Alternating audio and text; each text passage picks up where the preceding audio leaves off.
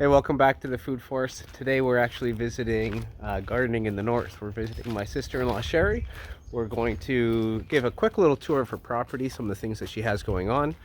Check her out at Gardening in the North if you want more information, you want to see more in-depth stuff. We're then going to prune some of her fruit trees, and we'll kind of go through some of the reasons why we're making certain cuts and do some before and afters, and turn this into a bit of a pruning video at the end. So stick around, hope you enjoy. Let's get going. Hey, so how are you doing? Welcome! Are you guys planting more trees? What is that? Those are elderberries, Oh, okay. 2 different varieties, and then we have 3, I'm probably gonna pronounce it wrong, rugosa. Rugosa roses? Rugosa. Yeah. So we have 3 of them. Oh, nice. Very nice. So we thought it would look nice up against the rock wall. Yeah. Kind of like take away some of the barrenness. Yeah, and the roses will love the heat. Yeah. And then behind it, I have lavender growing downstairs. That's great. So I thought nice purple lavender at the top. Yeah, of it. the lavender will love the heat too. Yeah, and then we have blue butterfly pea vines that are going to grow down, and the flowers are really good for tea, really good for your skin. So we'll be drinking lots of that. Yeah, good. Sorry, I got Trish out of the shot here. All right, let's go up and see the raised beds, and it's quite a setup up there. So as crazy as I am for food forest and wild planting, Sherry's is the opposite. She's the same for garden beds and organization.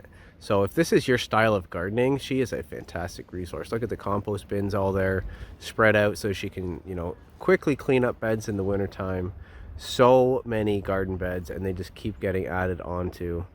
Let's see some of the stuff that she has planted. So most of the beds are ready to sow out. You can see some carrots that are volunteering here in some of the beds, but I have a feeling that those are going to get planted out to something else. We've got asparagus beds here, at least 2 of them.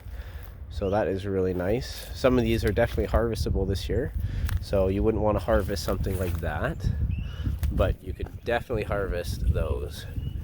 And some of these big ones here. Second asparagus bed here, and we've got strawberries right here. So a whole bed of strawberries. And then this looks like it used to be roses, and they'll continue to grow this year. And she likes to grow right up these cattle panel trellises. They work so well. They did really, really nicely last year. And here is a huge pot of Egyptian walking onions. So already harvestable. You can already be putting this into soups. What a fantastic perennial crop that is. So here's the trees all at the back. This is an apple tree. Yeah. She's got a lot of apples. This is another apple here, and another apple. What do we got here? Fuji. Another apple. Looks like she went heavy on the apple tree. So this is a pear. So this is a Danju pear. And then we've got a Bosc pear. And this, I believe, is a cherry. It looks like a cherry tree, and it's already in bloom. Okay, so here is the mega chalet for the chickens. What a coop this is. Coop and run. She has got a whole bunch of chickens. I think, what does she have, like 20 chickens, I think? Something like that. Yeah. There's 4 or 5 watering cans alone in there. It's a hotel mansion. Yeah, it's beautiful. Very, very well done. Derek and her made this last year. The top one, they had it sealed off, so they didn't want chickens laying on the top. This one has eggs. This one is loaded. Holy moly. They've been pretty busy. They're not getting at their eggs. We'll look at the inside. So, deep litter method. Hello. How are you doing? A double perch is up there. Hello. Hi. All right, let's close this up before they get out.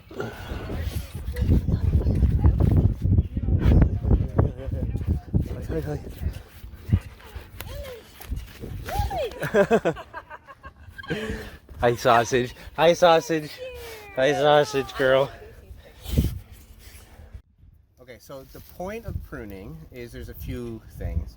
first off, when we prune trees, it stimulates a regrowth of the tree.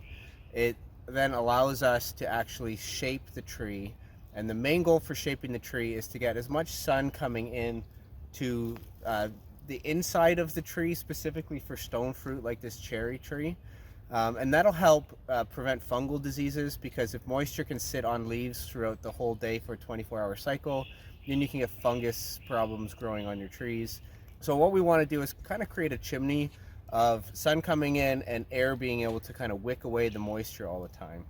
So for a stone fruit tree, cherries, plums, apricots, peaches, that kind of thing, we want to create an upside down wine glass shape of a tree. So we're going to first start with removing dead wood. Then we're going to remove vertical branches that aren't really accomplishing anything, branches that cross, and branches that grow back inwards towards the tree. When we're done that, we're going to assess for the shape, and our goal is that we do a roughly 1/4 reduction of the volume of the tree. We don't want to go too much more than that. It stresses the tree. 1/4 will stimulate the tree. So first we're going to cut out the bad stuff, those 4 things, and then we'll look at what we have left, and we'll cut out the proper shape of the tree with our final cuts. So, okay, so come in closer and I can show you some stuff. So for example, this one right here is an inward growing branch that is only going to shade out everything below it. So we're going to remove that. We're going to cut back, let me see. We're going to cut off any dead growth. There's not a lot of dead growth, and there's honestly not that much that's growing across other things besides this one. Hold on. Which one? What? What are you cutting? The one that I just cut was kind of growing across other branches. This one here is growing back inwards to the middle, and it's growing straight vertical. So we're going to cut that one off as well. I'm going to get a good look at this and back it up. Yeah, it has a pretty good shape. Okay, and then what you want to do is look for trees that are kind of competing in the, or branches that are kind of competing in the same space. So this branch is going to really shade out this one. So sometimes you want to pick between the strongest of those two. Also, if you had a very little amount of growth, like a really skinny branch, you're going to want to cut it back a little bit so that it doesn't get too heavy and break with too much fruit on it. So now I want to really promote outward growth now. So I'm actually going to do something fairly drastic and cut this here right off. Okay, and that one seemed like it was the main branch of the tree, but now that it's gone, it kind of opens the tree up a little more. Now each of these, if you see how long this branch is going to be, if we let this grow to here and load with fruit, and then we let it grow further the next year and load with fruit, it can really bend over. So what we actually want to do is manage the length of this year's growth on that branch, pull it back a bit. This branch will thicken over the years and become a much stronger scaffold if we can limit the distance that the weight is going to pull on it. So I want to look for an outward facing bud because I want the next set of growth to come out away from the tree.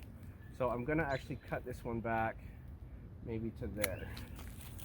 And then now we're going to actually set the rough height of the entire tree to about this at all points. And we're going to pick outward facing branches in order to cut this back a little bit. It's not too much? Too much is good. We actually want to kind of limit the... But you're cutting off things that have buds on them. Yeah. Well, so normally you would prune this probably a month ago or a few weeks ago. Unfortunately, it's a little late in the season, but it's still okay. It's not ideal to prune at this time of year, but it's better than not pruning at all. And then, I feel like you're about done. I feel like you're killing it. This doesn't feel good to me. yeah, so it usually But feels... Keith says it is. It usually feels a little scary. I'm a little bit in shock right now that the tree has been But that is chopped. exactly what we want.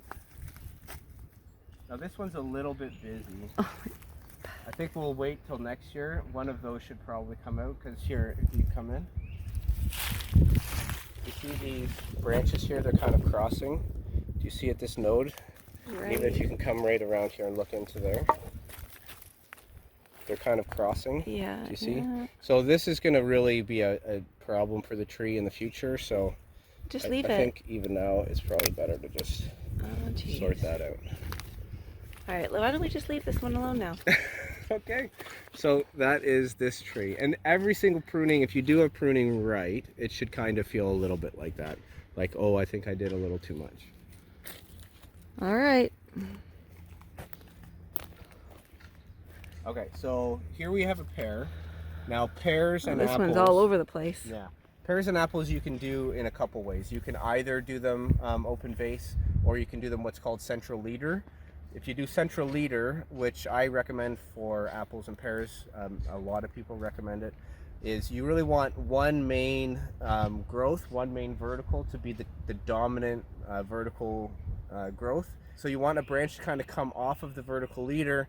You want to keep it somewhat short so that a couple branches can come off that, and then you'll want one of those short so another one can come off that. And you want to create all these nodes and junctions that the plant will fruit off of in the future in a very strong way. When the branches get really long, the fruit is really heavy on an apple and a pear, and they can crack the tree. So if you come over here, or maybe go over there. Okay, so if you go to that angle there, you can kind of see this is really bad, right? This is going to put fruit on way out here. We've got a couple branches that are trying to be new vertical leaders, and we want one vertical leader.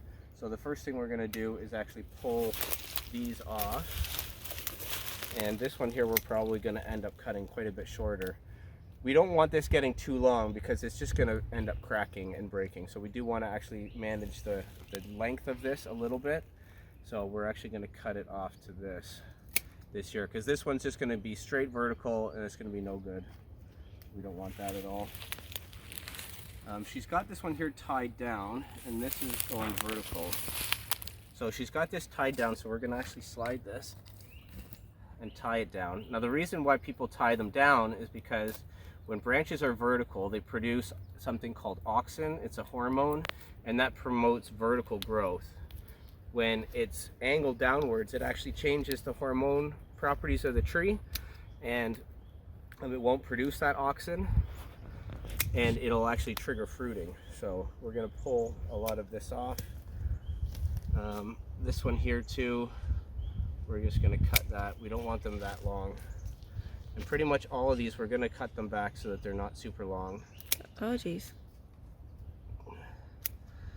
Now, some of these cuts were fairly big on this tree so far. So I want to be careful how much I do on this tree. So we'll probably leave something like this. Keep that length back a little bit because we don't want to put a ton of torque on the tree. And then these lower ones will possibly just die back. Vertical branch, we're going to remove that. These lower ones will probably die back, especially as they get shaded out by the other growth. They will eventually kind of do that themselves. And I'll pull this one off. This one's not growing straight vertical, it's kind of growing here. And the goal would be that we have a couple nodes coming off that would further branch in other directions in the future. Okay, so these, as much as she's tying this one down, this is the one that I would actually recommend she tie down, because this is the one that is going to try to feed. We're coming a little closer. This is the one here, sorry for the wind, I know it's going to be a little windy. This is the one here that's really trying to dominate, compete with the co-dominant vertical leader. So this is the one that you really want to tie it down. While the growth is green and bendy, you can actually tie them down, and they'll harden up this way after a full season, and then you can remove the wood. Don't cut it and let her know that. Yeah, so I am going to cut it a little bit. That's a bit much. I would just leave that one. Okay. Because if you want to tie it down, give her more room to be able to. I'm actually gonna. Because that other one doesn't even need to be tied down anymore. Yeah.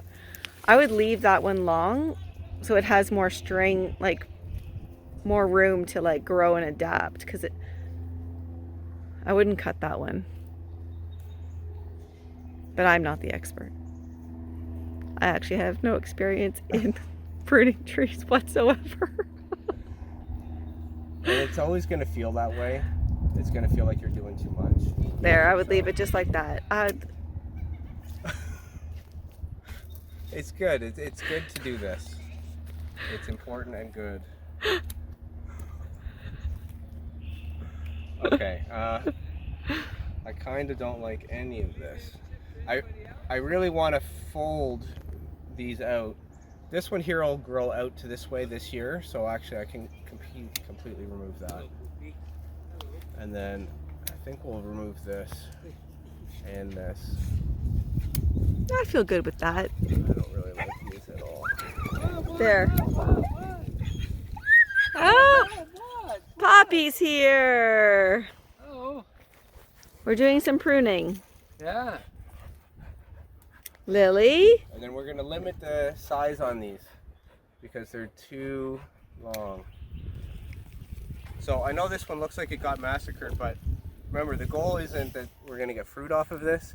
The goal is that we're creating a structure that's going to support a lot of fruit in the future. So this one's not going to produce anything this year, likely. Well, yeah, it might a couple spots actually. But it might even be best to just rip some. Like if this was my tree, I would rip those off. I wouldn't want the tree putting energy into fruit this year, and I would want it to recover from the pruning. Okay, so let's go to the next. Okay, so This one looks pretty good. It already has a good shape. Okay, so this one here clearly wants to be vertical leader, right? So we're going to pick the one vertical branch that's trying to be vertical leader, and we're going to be removing the ones that are competing with it for that. So this one could be bent down and probably should be. This one is much too big to do that and is trying to compete with this. That's going to, in the future, starve out the sap flow to the rest of the tree. So if we cut this out this year, then now the tree can focus on this one and then everything that's coming off of that one to produce more fruit instead of splitting it through a weaker, what's the word, like a subordinate branch almost. Okay, so this one, same thing. I'd really like to maybe tie that back. Maybe I'll show Sherry and I'll leave some of these ones up because there's nothing really in this space here, so pulling this one down and having it grow into that space can be a really good idea. You could probably take the string off of the other one that doesn't need to be held down anymore, eh? This one over here, Keith, and you could tie it down for her. Okay. This big branch no longer needs to be tied. Yeah, yeah. Which one? This one? No, the other one. This one no longer needs to be tied. It's so you could remove that string and add it to that little branch. The string did a good job. As you can see, the branch is like growing in the direction that Sherry wanted it to. So yeah. And what will often happen when you pull a branch down like that is any of the buds that are facing up are going to want to go vertical and try to compete with this. So you want to do things like rub that off. You don't want any kind of growth that wants to go straight up. That's going to happen next year. So what we'll do,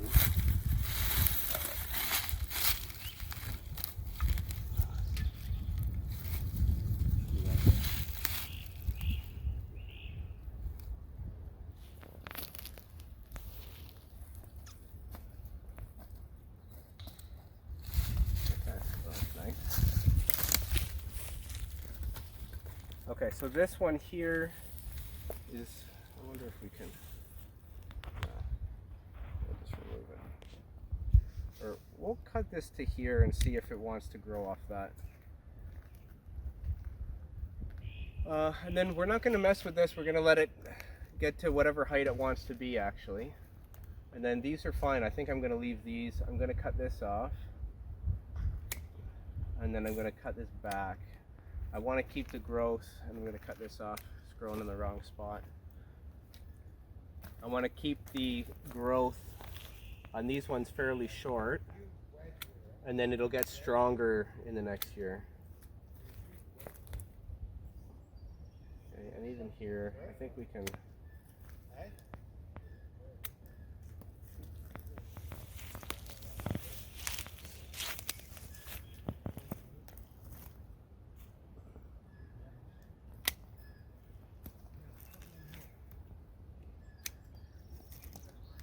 Now this, I just want to set up a bunch of little nodes for next year where we can spike off of and create some fruit.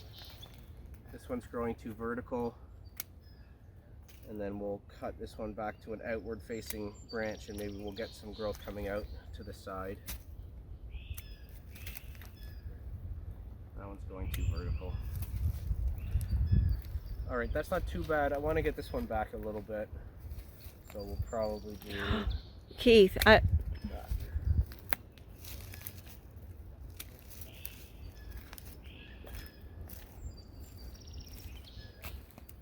Okay, and then all this can be can just be mulched.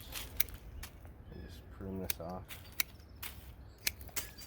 Okay, suckers. This is coming straight out of the root.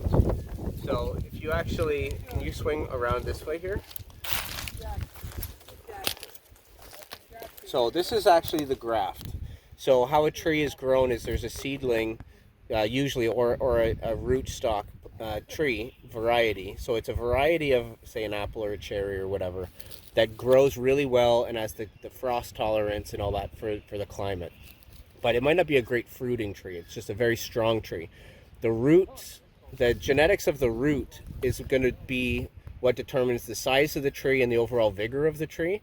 But then what growers will do is cut that off and then they'll graft on a tasty fruit onto the rootstock, and then that way you've got a combo tree essentially.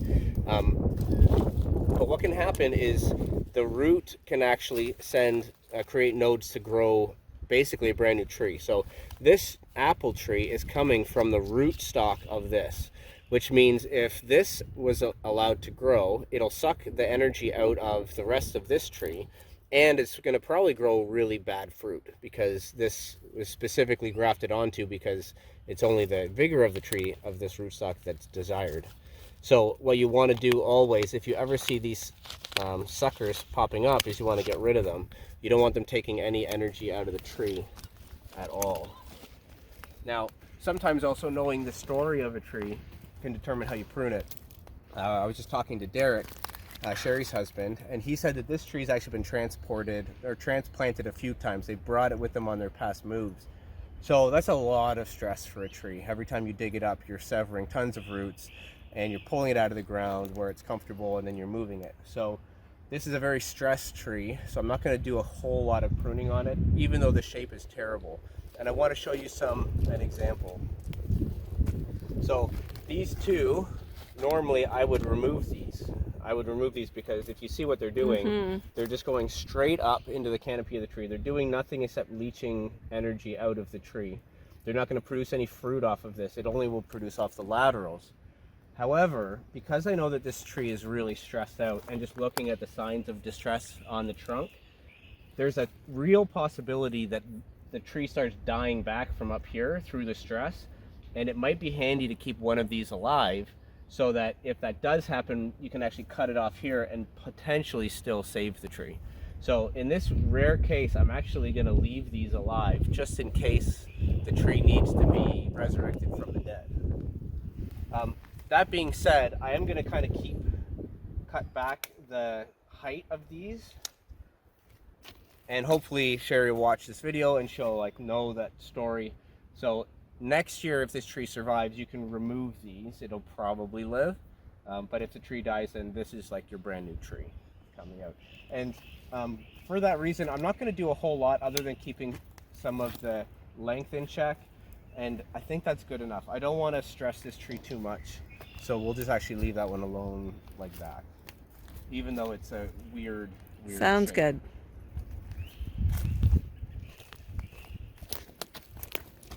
Okay, so this one here, it's the same general theme. I'm seeing lots of really long growth, really far away from the tree. So we're gonna cut back and try to create scaffolds for future strength, sacrificing potentially this year's fruit for it. But if it did fruit off of this, it's just gonna end up cracking and breaking the tree anyways. So we're going to set up some pretty drastic cuts on all of these ones that are getting far away. And this is going to give this part of the tree time to thicken up and strengthen before it starts holding fruit.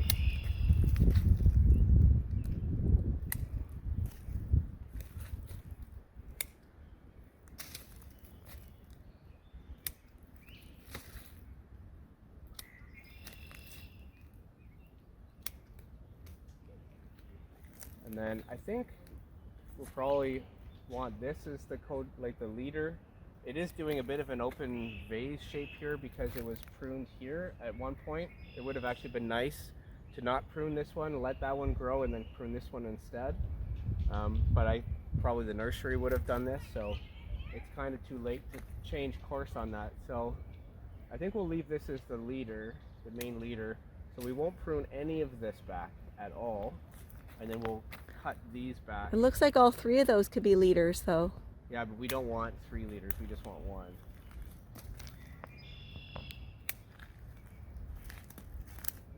So these ones we're going to set up as scaffolding branches for next year. So I know that looks a little crazy, but now this one could potentially grow as a future leader. I don't know. I think I'll just leave it and I'll check on it next year. And that'll be it for this one. So shortening the size, getting the strength, you know, getting that like rigidity by keeping the branches really short, a little bit short. And then come over here. Okay. So if you can like zoom down on the tree, it might be kind of hard. But this is kind of what we're setting up, right? We're going to remove that. It's just going to grow vertical.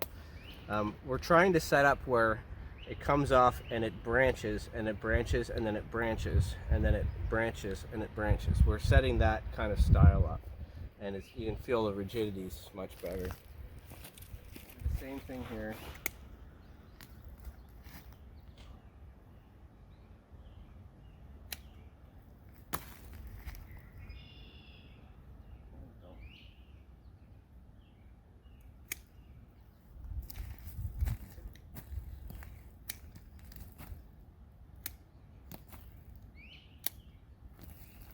This one's growing straight vertical, so we're going to pull that off. It's trying to be a new leader from out here, and the tree will grow a bunch of these verticals like that, and we don't want that shape. We actually want to pull this back in. So even this, for example, this is tied off, but we're actually going to take this off right here. Take this whole thing off here. We want to keep that shape in. And we got great scaffolds here. It's coming out, over here, coming out. This one's gonna go vertical, we don't want that. So we wanna get all of this shape coming off of a fairly short branch. That'll hold a lot of fruit, much stronger in the future.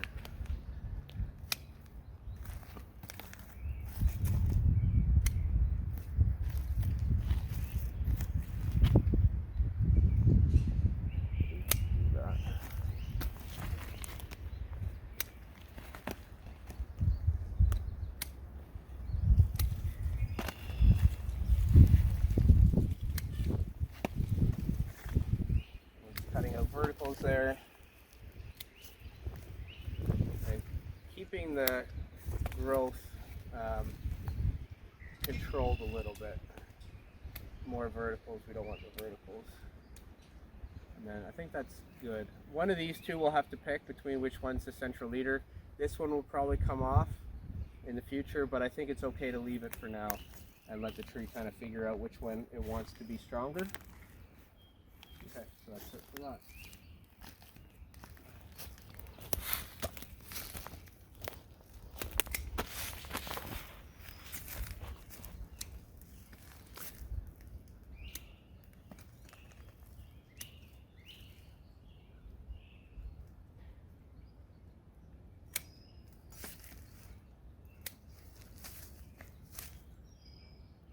Now this one's going a little vertical, but I want to leave it because I want this to come out sideways now. So we'll kind of leave that because we want something to occupy this space of the tree.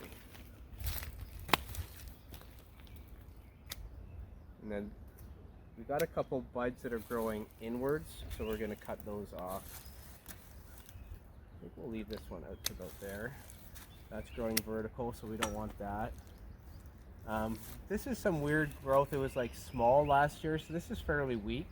I think it's okay to just reset that to where it was probably last year, and then let the tree figure that out this year. Now this one's growing right underneath this. It's just going to get shaded out in the future, so we'll just remove it and let it not worry about growth into that. Just cutting out dead wood. And then, so this one here was pruned here. I don't like that because this is the central leader. So someone pruned that here, maybe to maintain growth of the tree. I don't know what rootstock this is growing on. It doesn't say. But if you cut the central leader off of an apple tree, all it's going to do is keep trying to find a new central leader until it's allowed to get to its max height. So if you take a full-size root tree and you try to keep it to a dwarf, it's going to just water shoot constantly. It's better to just buy a dwarf tree and keep it down to it, like let it grow to its natural dwarf height. But that being said, they made a cut here, so it's already going to happen. So one of these branches here are probably going to try to grow to be the dominant leader in the future, and they'll have to pick which one they want and let that happen. Or keep cutting it and they'll kind of have to keep fighting that over the years. And if that's the case, you might even want to just cut it down to here so everything's a little lower. But I like to let trees grow to the size they want to be, and then you don't get this constant fighting with the tree to create water shoots. Okay, that's pretty good. We'll leave that. It's a little busy in here, but we cut enough off that tree this year, I think. So that's it. Thanks for watching. If you want to see these trees and how they develop in the future, check out Gardening in the North. That's Sherry, my sister-in-law, and she's got so many fantastic raised beds here. It's going to be a really fun season to watch all the different varieties of things she grows. She's one of those people who has a million varieties of different plants and tries new things all the time. So definitely check her out, give her a subscribe, and watch her through this growing season. And I'll see you on the next video. Thanks for watching. Bye.